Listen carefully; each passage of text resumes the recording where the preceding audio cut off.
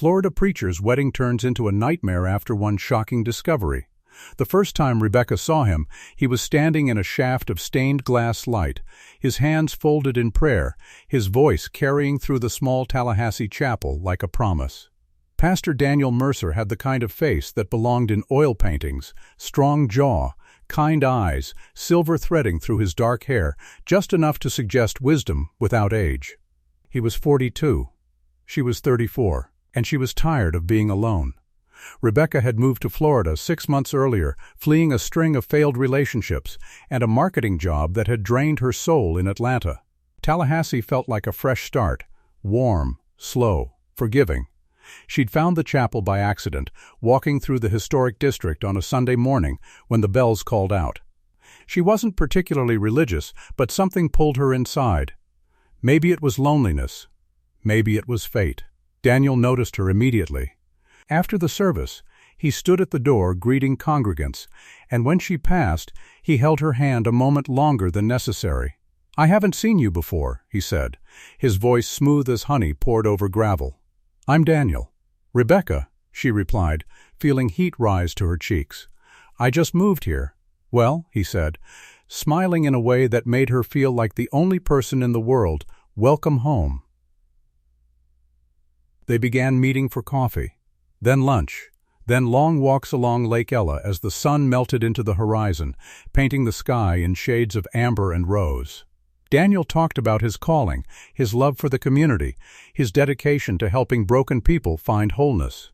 He'd been a preacher for 15 years, he said, never married, too devoted to God's work. But lately, he'd been wondering if perhaps God had other plans. Rebecca felt herself falling.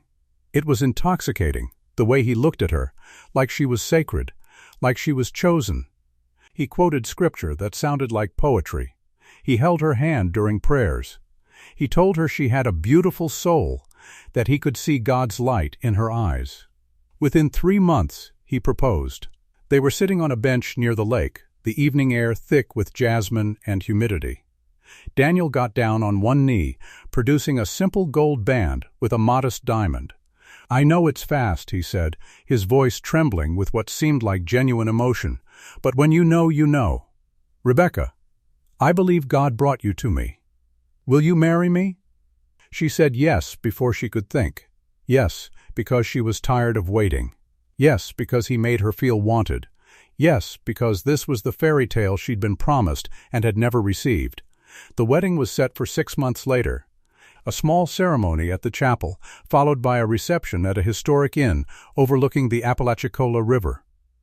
Rebecca threw herself into planning, choosing flowers, tasting cakes, addressing invitations in careful calligraphy. Daniel was busy with church duties, but he called every night, his voice a soothing balm against her occasional doubts. Because there were doubts, small ones, whispers she tried to ignore, like the way he never invited her to his house, always meeting at restaurants or her apartment. The way his phone was constantly face down, notifications silenced. The way he changed the subject whenever she asked about his family.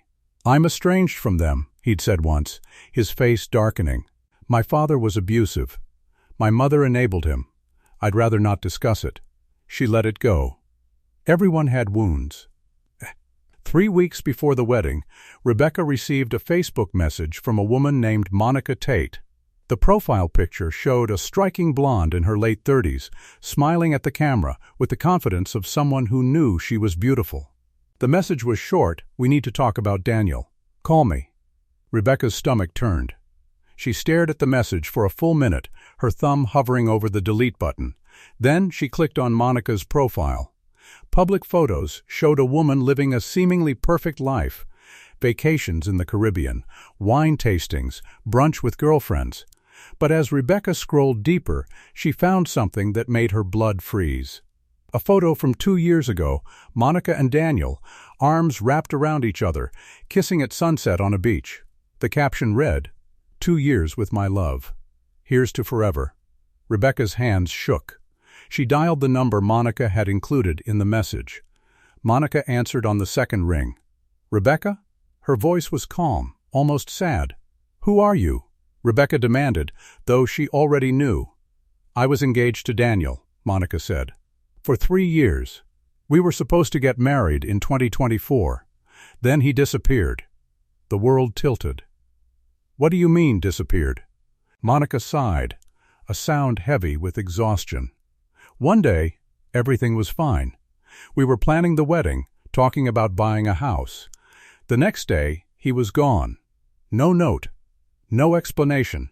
He blocked my number, deleted his social media, vanished. I tried to find him for months. I thought maybe he'd died. Then last week, a friend sent me the announcement about your wedding. Same man. Different name. Rebecca felt bile rise in her throat. Different name? His name isn't Daniel Mercer, Monica said quietly. It's David Tillman. And he's not a preacher. He's a con artist. The conversation lasted 2 hours. Monica sent documents, court records, police reports, screenshots of messages. David Tillman, born in Jacksonville, had a history stretching back 15 years. Multiple fraud charges. Identity theft. Restraining orders from 3 different women. He'd operated under at least 7 aliases, each time reinventing himself, a businessman, a philanthropist, a doctor, a preacher. His pattern was consistent.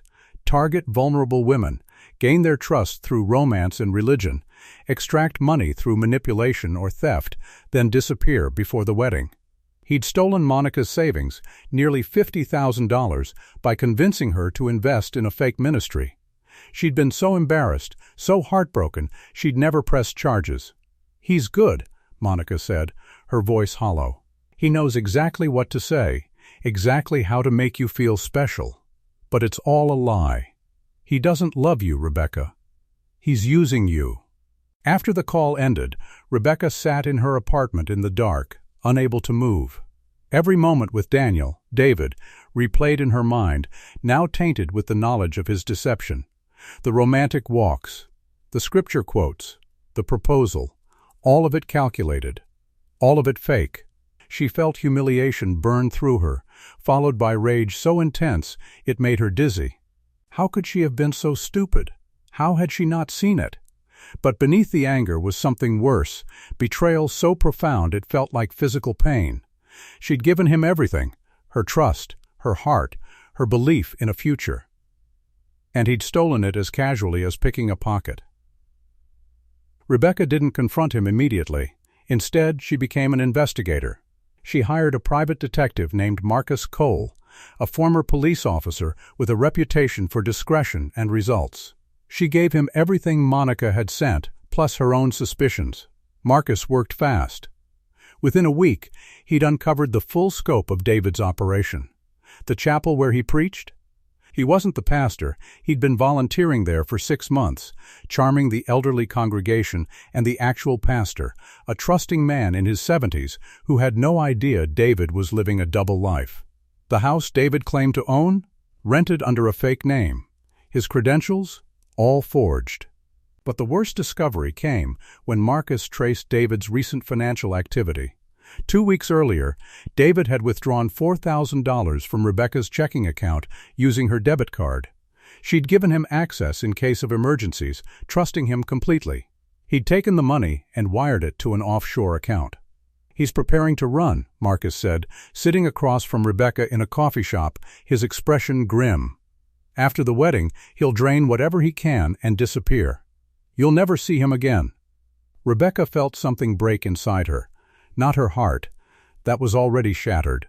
This was something deeper. Her sense of self. Her ability to trust her own judgment. I want to destroy him, she said quietly. Marcus raised an eyebrow. I don't recommend revenge. Not revenge, Rebecca said, her voice hardening. Justice. The plan was simple.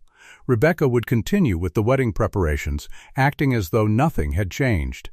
She'd wear her dress, smile for photos, walk down the aisle. But she wouldn't be alone. Marcus would coordinate with local police, who'd been building a case against David for months thanks to Monica's renewed cooperation. The moment David said I do, officers would be waiting. But Rebecca wanted more than his arrest. She wanted him to feel the betrayal he'd inflicted on her and countless others.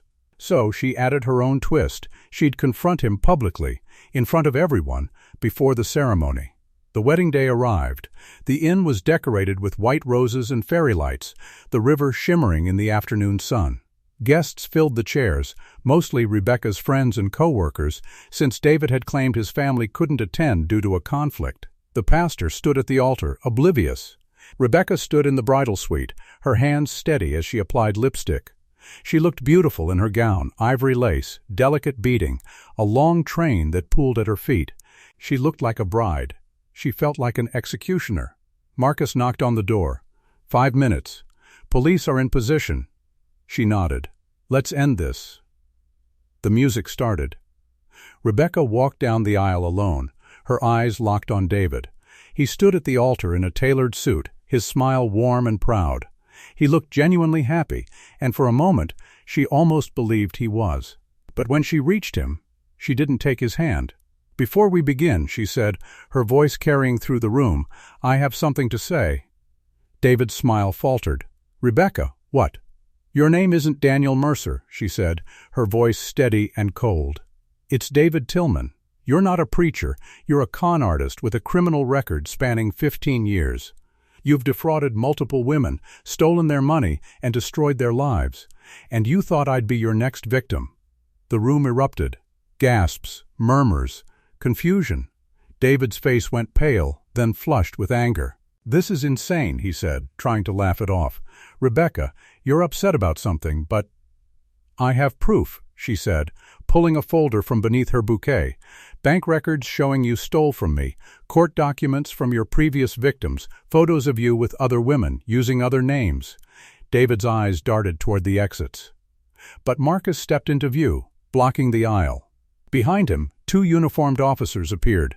"David Tillman," one officer said, "stepping forward, you're under arrest for fraud, identity theft, and grand larceny." David's composure shattered. He looked at Rebecca with something like hatred. "You stupid bitch," he hissed.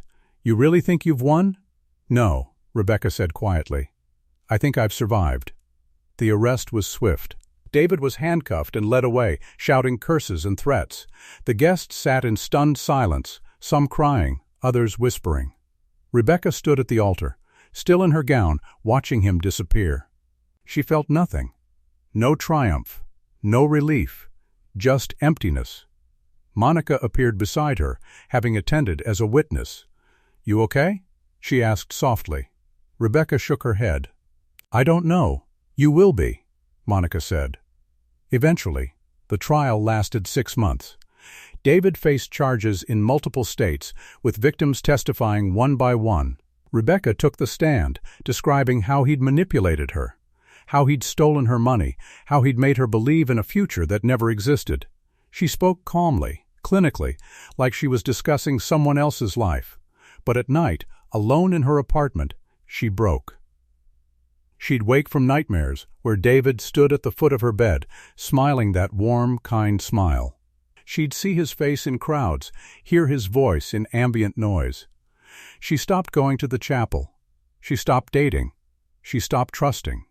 David was convicted on 14 counts and sentenced to 20 years. During his sentencing, he was given the opportunity to speak.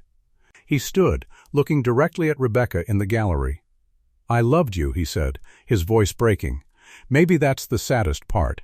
Somewhere in the lies, I actually loved you." Rebecca stared back, her expression unreadable. Then she stood and walked out. Paul. A year later, Rebecca sat in a therapist's office, trying to piece herself back together. She'd moved to a new city, Tampa, where no one knew her story. She'd changed her name, dyed her hair, started over. But she couldn't escape the weight of what had happened. The betrayal had carved something out of her, left a hollow space where trust used to live. She dated occasionally, but always with suspicion, always waiting for the other shoe to drop. Her therapist, a woman named Dr. Reyes, asked her once, "Do you think you'll ever trust again?" Rebecca considered this. "I don't know," she said finally. "Maybe trust isn't the goal. Maybe survival is enough." 3 years after the wedding that never was, Rebecca received a letter. It was forwarded through her lawyer, postmarked from the state prison where David was incarcerated. She almost threw it away. But curiosity won. The letter was short. "Rebecca, I know you probably hate me. You have every right to. I've spent 3 years thinking about what I did, and I still don't have a good answer for why. Maybe I'm broken. Maybe I was always broken. But I want you to know something. You were different. With the others, it was just a game. With you, I started to believe my own lies. I started to think maybe I could be the person you saw. And that terrified me. I don't expect forgiveness. I don't even want it. I just want you to know that you weren't wrong to love me. You were wrong to trust me, but not to love me. Because somewhere in the lies, I loved you too. I hope you're happy now. I hope you've found someone who deserves you. David. Rebecca read the letter 3 times. Then she burned it in her kitchen sink, watching the paper curl and blacken until it was nothing but ash. She didn't cry. She didn't feel anger or sadness or relief. She felt only the quiet certainty that this chapter was finally, truly, closed. But that wasn't the end. 6 months later, Rebecca received a call from Monica. David had died in prison, a heart attack, sudden and unexpected. He was only 48. "I thought you should know," Monica said. Rebecca thanked her and hung up. She sat in her living room, staring at nothing, trying to process what she felt, and then, for the first time in years, she cried. Not for David, not for the life they never had, but for herself, for the woman she'd been before she met him, open, hopeful, unguarded. That woman was gone, and Rebecca mourned her like the dead. 5 years after the wedding, Rebecca met someone new. His name was Thomas, and he was a teacher at the school where she'd taken a job as an administrator. He was kind, patient, unassuming. He made her laugh. He never pushed. On their 10th date, he asked about her past. She told him everything: the engagement, the betrayal, the trial, the aftermath. She expected him to run. Instead, he took her hand. "I'm sorry that happened to you," he said, "but I'm not him, and I'll spend as long as it takes proving that." Rebecca wanted to believe him, but belief felt dangerous. So instead, she said, "Okay, let's try." They married 2 years later, in a small ceremony at the courthouse. No guests, no fanfare, just vows exchanged in quiet sincerity. But on the night before the wedding, Rebecca had a dream. She was back in the chapel in Tallahassee, wearing the ivory gown, walking down the aisle. David waited at the altar, smiling that warm, kind smile. When she reached him, he whispered, "You'll never be free of me." She woke in a cold sweat, Thomas sleeping peacefully beside her. She slipped out of bed and stood at the window, looking out at the Tampa skyline glittering in the darkness. She thought about trust, about love, about the lies we tell ourselves to survive. And she realized David had been right. Not about her never being free. She was free, in every way that mattered. But he'd been right about one thing: she had loved him. And that love, however misplaced, had been real. The tragedy wasn't the betrayal. It was that she'd learned to doubt her own heart. The morning of her wedding to Thomas, Rebecca stood before the bathroom mirror, applying lipstick with steady hands. She looked at her reflection, older now, wiser, scarred but standing. "You deserve this," she told herself. "You deserve to be happy." And for the first time in 5 years, she believed it. But as she turned to leave, her phone buzzed. An unknown number. A text message. "Congratulations on your wedding. I hope he's everything I wasn't. You were always too good for me. D." Rebecca stared at the message, her heart hammering. David was dead. She'd been to the funeral, watched from a distance as he was buried in an unmarked grave. This was impossible. Unless it wasn't. Unless he'd faked his death. Unless he was still out there, watching. She deleted the message with shaking hands. She told herself it was a prank, a coincidence, her mind playing tricks. But as she walked down the courthouse steps to marry Thomas, she couldn't shake the feeling that somewhere David was smiling. The wedding was beautiful. Thomas cried when he saw her. She cried when she said her vows. They kissed, and everyone applauded, and it felt like a happy ending. But that night, lying in bed beside her new husband, Rebecca couldn't sleep. She kept thinking about the message, about David's letter, about his final words, "I loved you too." She wondered if love and manipulation could coexist, If someone could destroy you and genuinely care at the same time. If monsters could have moments of humanity. And she realized the most terrifying thing about David wasn't that he'd lied, it was that some of it might have been true. 10 years later, Rebecca received another letter. This time, it wasn't from David, it was from a woman named Sarah, claiming to be his daughter. "My father spoke about you before he died," the letter read. "He said you were the only person who ever truly saw him, not the masks, not the lies, but the broken man underneath. He wanted you to know he was sorry. And he wanted you to have this." Enclosed was a photograph. David as a child, no more than 8 years old, standing beside a man who looked cruel and drunk. The boy's eyes were empty, haunted. On the back, in faded ink, "Dad's birthday. I made him angry. He broke my arm." Rebecca stared at the photo for a long time. Then she put it in a box with the burned letter, the trial transcripts, the newspaper clippings, all the remnants of a nightmare she'd survived. She carried the box to the fireplace and watched it burn. Not because she'd forgiven David, but because she'd finally forgiven herself for loving him, for trusting him, for being human enough to hope. On her 50th birthday, Rebecca sat on her porch with Thomas, watching their grandchildren play in the yard. The sun was setting, painting the sky in shades of amber and rose, just like that evening at Lake Ella so many years ago. "Do you ever think about him?" Thomas asked gently. Rebecca considered this. "Sometimes," she admitted, "but not the way I used to. Now he's just a story, a cautionary tale." "Any regrets?" She shook her head. "I survived. That's enough." But late that night, when Thomas was asleep and the house was quiet, Rebecca stood at the window, looking out at the darkness, and for just a moment she thought she saw a figure standing at the edge of the yard, tall, with silver threading through dark hair, watching her with kind eyes. She blinked, and he was gone. Maybe he'd never been there at all. Maybe he was just a ghost, a memory, a scar that would never fully fade. Or maybe monsters never truly die. Maybe they just wait, patient and smiling, for the moment you let your guard down. Rebecca turned away from the window. She climbed into bed beside her husband, feeling his warmth, his steady breathing. And she told herself, one more time, "You deserve this. You deserve to be happy." But somewhere, in the deepest part of her mind, a voice whispered back, David's voice, soft and familiar. "Do you, though?" And in the darkness, Rebecca wasn't sure.